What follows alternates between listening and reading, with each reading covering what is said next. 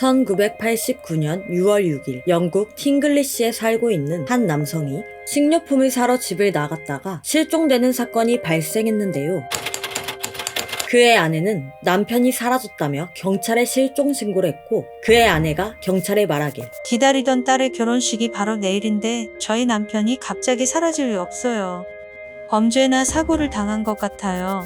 경찰은 이에 따라 공개 수사에 들어갔습니다. 그러나 그를 봤다는 목격자도 단서도 발견하지 못한 채 그의 행방을 아무도 알 수 없었고, 실종이 장기화되면서 사람들 사이에서는 외계인을 납치되었다는 소문이 돌기 시작했습니다. 당시 1980년대 영국에서는 종종 외계인을 봤다는 목격담이 끊이질 않았는데요. 지그문트가 납치되기 3달 전에만 해도 몇몇 사람들은 글로버 모양의 이상한 것이 하늘을 날아다녔어요.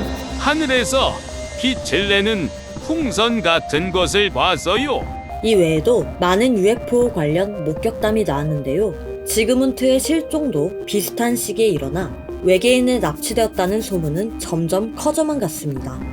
그렇게 5일이 지난 6월 11일 오후, 지그문트는 싸늘한 주검으로 발견됩니다. 발견 장소는 집에서 32km나 떨어진 지그문트의 일터 탄광 석탄 더미 위였는데요. 도대체 왜 그는 식료품을 사러 갔다가 일터에서 돌연사를 한 것일까요? 그것도 딸의 결혼식을 하루 앞두고 말이죠. 그의 시신은 의문투성이었습니다. 첫 번째, 3m 높이의 석탄 더미 위에 있는 시신. 시신에서는 강제로 끌려가거나 반항한 흔적을 찾지 못했고, 무엇보다 사람의 흔적이 전혀 발견되지 않았습니다. 하늘에서 떨어뜨리지 않고는 설명하기 어려운 상태로 발견된 지그문트. 그가 어떻게 3m 높이의 석탄 더미 위에 올라갔을까요? 두 번째, 제멋대로 잠겨있는 셔츠 단추. 실종 당시 같은 옷을 입고 발견된 시신. 그러나 셔츠의 단추는 제멋대로 잠겨 있었는데요. 마치 누군가 옷을 벗긴 뒤 서툰 솜씨로 다시 입힌 것 같은 차림새였습니다. 또한 신발은 절반 정도만 신겨져 있었습니다.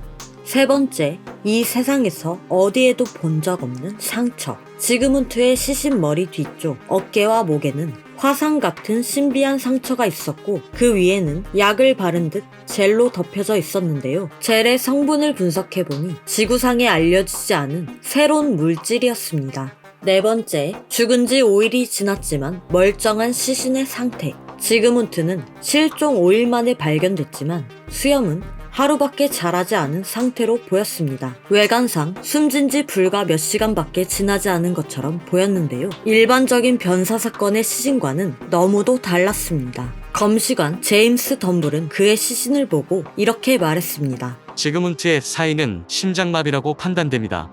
그러나 제가 검시했던 사건 중 최대 미스테리입니다. 여기서 끝이 아닙니다. 같은 해 12월 지그문트 실종 사건을 담당 경찰 앨런 가프리는 순찰차를 타고 시신의 발견 장소로 향했는데, 이때 어디선가 강한 빛에 기절했다가 30분 뒤에 깨어났습니다. 경찰은 기절 전 무슨 일이 일어났는지 전혀 기억이 나지 않았고, 잃어버린 기억을 되찾기 위해 최면술사를 찾아갔습니다. 최면을 통해 되찾은 기억은 너무나도 충격적이었는데요. 경찰 앨런 가프리가 본 것은 외계인이었다고 합니다. 그는 언론 인터뷰에서 말하길 제가 본 것은 이 세상의 존재가 아니었어요.